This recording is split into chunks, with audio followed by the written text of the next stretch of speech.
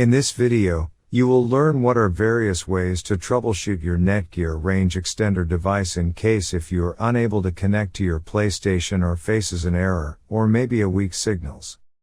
The first thing that you can do is try rebooting your Netgear range extender and your router. Second, if this does not solve the problem, then try factory resetting your Netgear range extender. Or set up your Netgear range extender again. The third thing that you can do is make sure that you are using the latest firmware version on your Netgear range extender. If you do not know how to update firmware, watch one of our videos on it. In case if you are still facing any issue with your Netgear range extender device, get in touch with our Netgear range extender experts for instant solutions. Thanks for watching our video, and do not forget to like, share and comment on the video, so that you never miss any video from our channel.